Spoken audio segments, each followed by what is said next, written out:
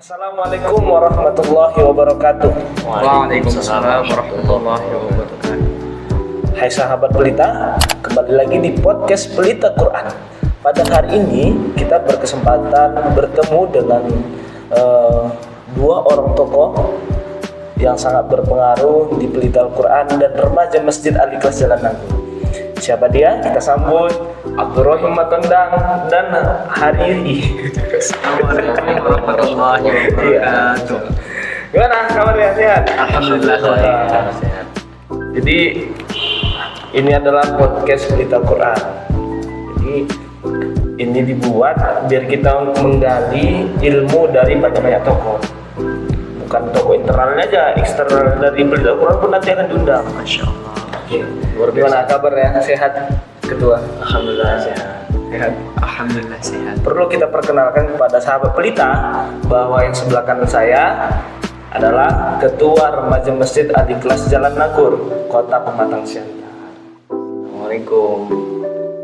Dan sebelah kiri saya adalah Ketua atau Pimpinan Pelita Quran, Kota Pematang Siantar. Assalamualaikum warahmatullahi wabarakatuh. Jadi gimana kabar untuk remaja masjid dan? Ya, alhamdulillah sejauh ini masih baik. Programnya lancar-lancar aja insya Allah. Lancar ya? Lancar alhamdulillah. Anggota ada berapa? Sekarang itu ada 23 orang. 23 orang laki-laki, Laki-laki sekitar 10 orang. 10 orang, perempuan 13. 13 orang. Kita ke remaja masjid dulu bentar ya, Ustaz. Jadi remaja masjid, sebenarnya remaja masjid Al-Ikhlas Jalan Nanggur ini punya visi seperti apa gitu?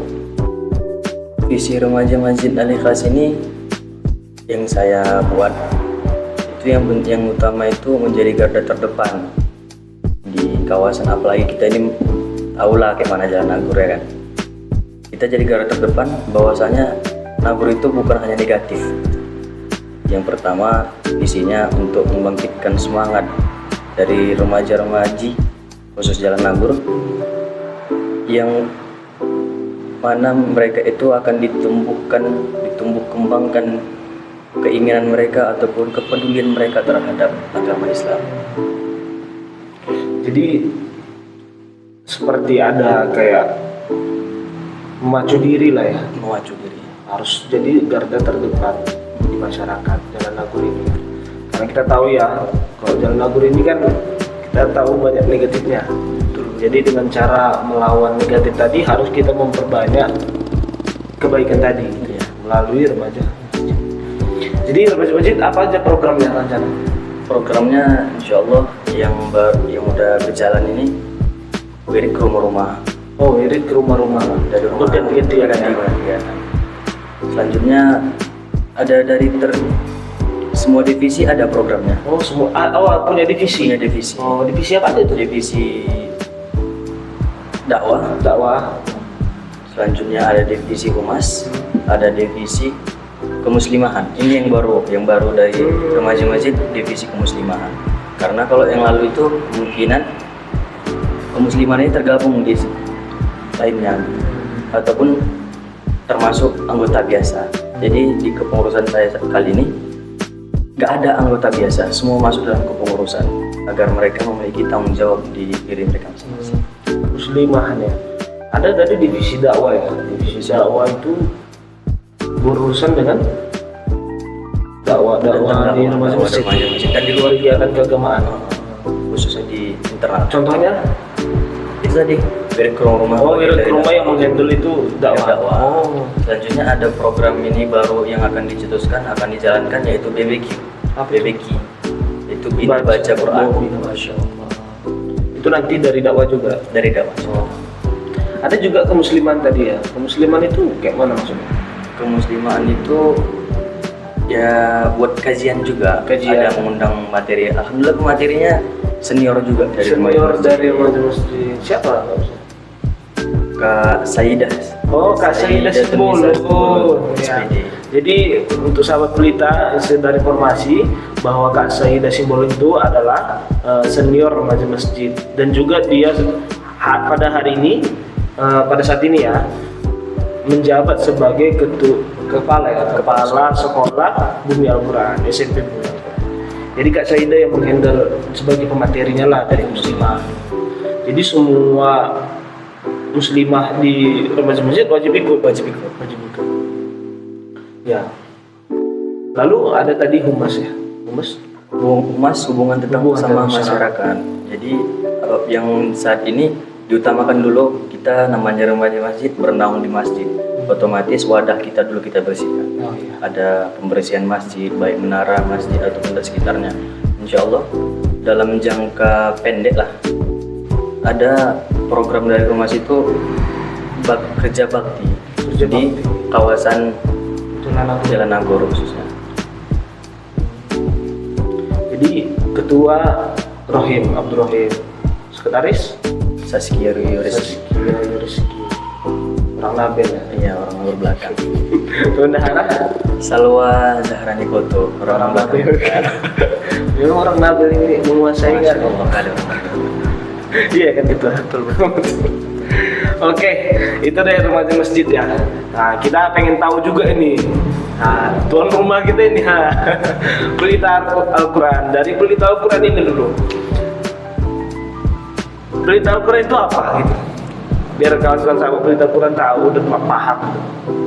Jadi Pelita Al-Quran itu salah satu pendidikan atau pengajian di bawah naungan Badan Kenaziran Masjid Al-Ikhlas, dan di dalamnya guru-guru dari Pelita Al-Quran itu termasuk dari anggota dari remaja masjid Al-Ikhlas. Berkolaborasi antara remaja masjid dengan Pelita Al-Quran. Jadi tujuan adanya Pelita Al-Quran ini salah satunya ingin belajar menyampaikan ilmu-ilmu Al-Quran kepada masyarakat sekitar Jalan Nagor, dan sudah kita ketahui bagaimana keadaan masyarakat di Jalan Nagor ini. Jadi tujuan Pelita Al-Quran ini salah satunya ingin khairukum man ta'allama Al-Quran wa 'allama, yaitu ingin menyampaikan Al-Quran, mengajarkan Al-Quran kepada anak-anak di Jalan Nagor ini. Jadi Pelita Al-Quran itu seperti wadah dakwah untuk Al-Quran lagi. Iya. Jadi Pelita Al-Quran kapan berdirinya? Pelita Al-Quran ini sudah lama, pengajiannya sudah lama, yaitu mulai tanggal 17 Juli 2017. Sejak 17 Juli 2017. Nah, jadi pada saat itu nama pengajiannya bukan Pelita Al-Quran, akan tetapi namanya ADM, anak-anak di masjid. Nah, pada saat itu juga saya masuk juga mengaji di situ. Masih murid. Nah, jadi alhamdulillah qadarullah saya jadi guru, dan sekarang namanya bukan ADM, Pelita Al-Quran. Dan nama Pelita Al-Quran ini dicetuskan pada tanggal 17 Juli 2020. Yang mencetuskan usulannya dari Ustaz Azhar Anas Nasution, kemudian disetujui oleh founder yaitu Al Ustaz Al Mukarram Diki Chandra Salayan SPD. Orang sana ya? Orang sana. Oke, jadi itu Pelita Al-Quran ya. Jadi apa aja program Pelita Al-Quran? Program yang sudah berjalan atau yang akan datang nanti? Yang sudah berjalan, pertama ada Tadabbur Alam. Jadi Tadabbur Alam yang pertama ini dia seperti study tour. Itu waktu itu tempatnya di Taman Hewan. Kemudian yang kedua Tadabbur Alam Part 2 di Simarjarunjung, Bukit Indah Simarjarunjung. Jadi anak-anak di situ belajar sambil refreshing gitu. Kemudian yang ketiga Tadabbur Alam Part 3 di Taman Merdeka. Lapangan Merdeka. Jadi di situ seperti dakwah perbuatan. Jadi anak-anak di situ mengaji, kemudian berbuat hal-hal positif lainnya. Gitu. Jadi masyarakat yang kebetulan berkunjung di Taman Merdeka itu melihatlah perbuatan positif yang dilakukan anak-anak mengaji pada saat itu. Jadi tujuannya ada dakwahnya juga. Ada dakwahnya juga. Walaupun secara tidak langsung. Setidaknya ada orang yang melihat kebaikan tadi dan tertarik, walaupun nggak saat itu dilaksanakannya, mungkin dia akan teringat nantinya. Jadi itu ya program dari Pelita Al-Quran.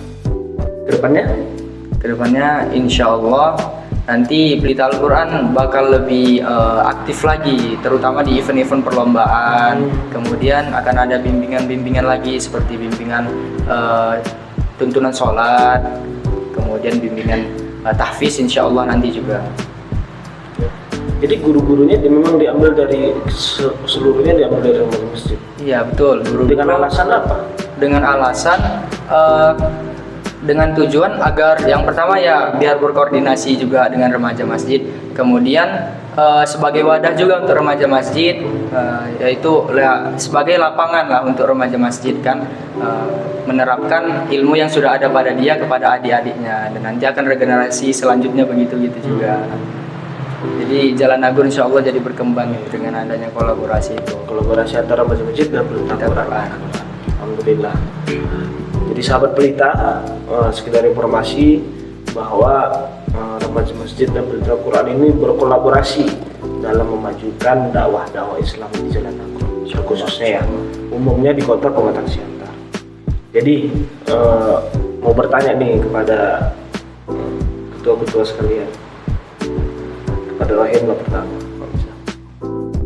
Jadi bagaimana pandangan Rohim terhadap ada manusia yang merasa bahwa dia tak membutuhkan hidayah dari pandangan remaja masjid? Bagaimana?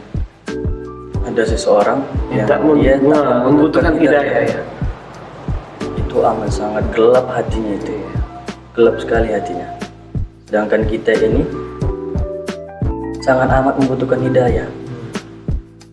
Kita Islam, tapi belum tentu kita Muslim. Kenapa? Makanya ada istilah Islam KTP. Islam hanya di identitas dia, tapi apa nilai-nilai keislaman itu tak bisa dia laksanakan, tak dia peroleh. Karena apa? Masih mungkin tertutup hatinya.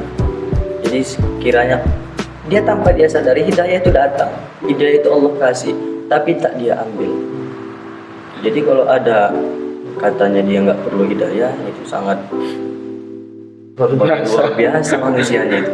Bagaimana pendapat ini? Kalau dari saya pribadi sama seperti ketua tadi sampaikan.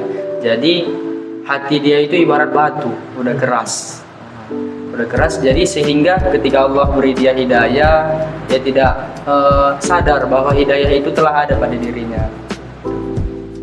Ya, terkadang kan banyak juga orang yang merasa dirinya bahwa lebih hebat daripada Tuhan, sehingga dia nggak membutuhkan hidayah dari Allah.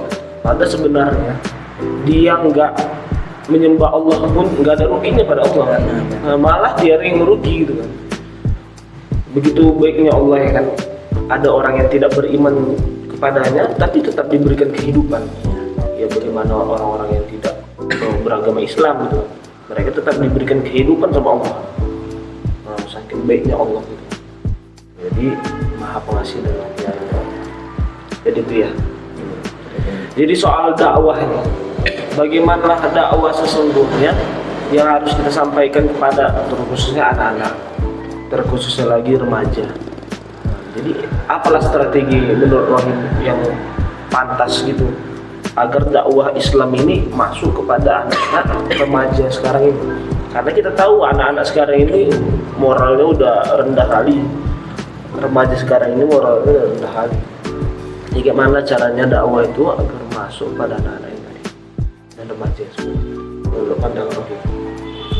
Kalau hal seperti itu kita ambil kesimpulan bahwasanya kata dasar dari dakwah.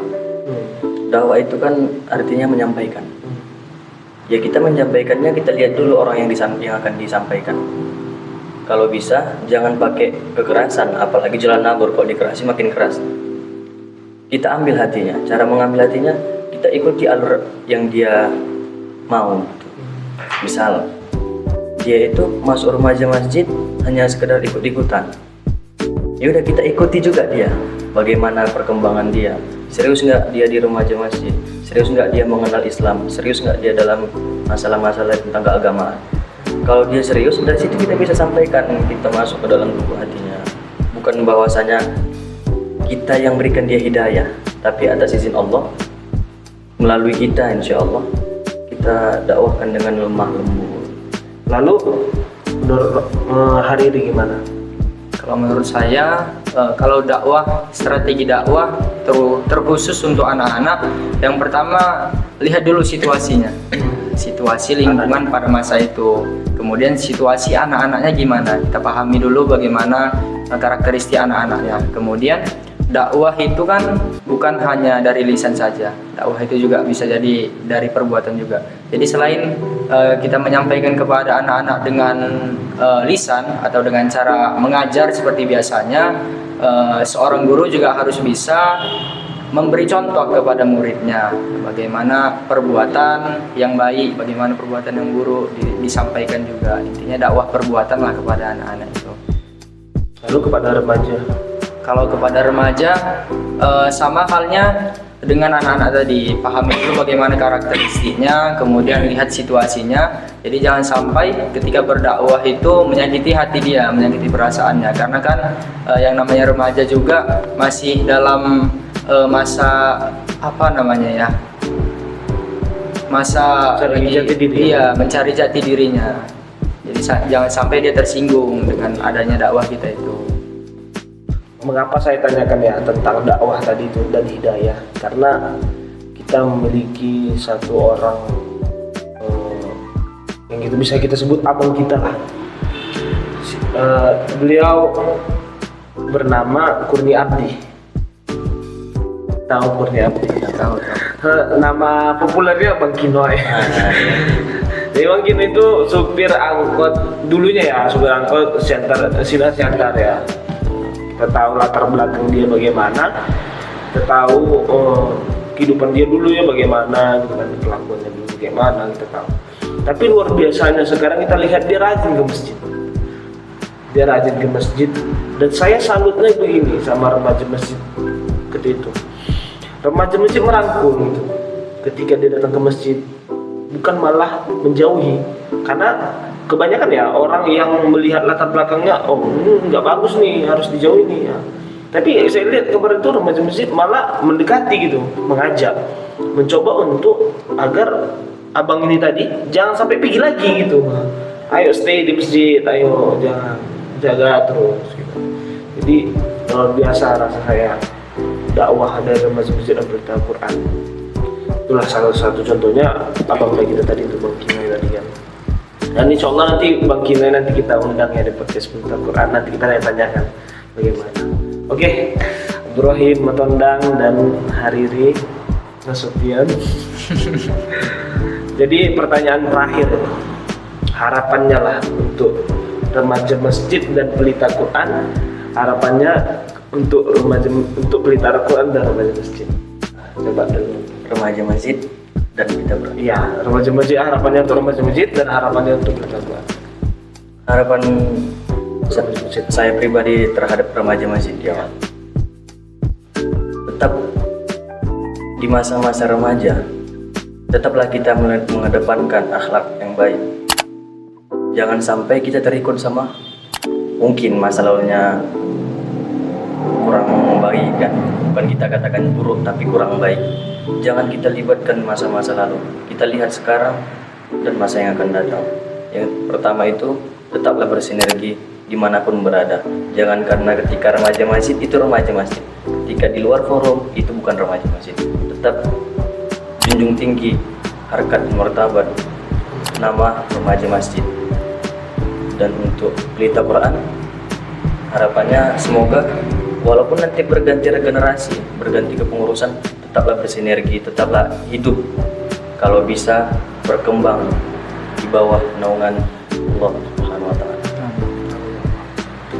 Riri?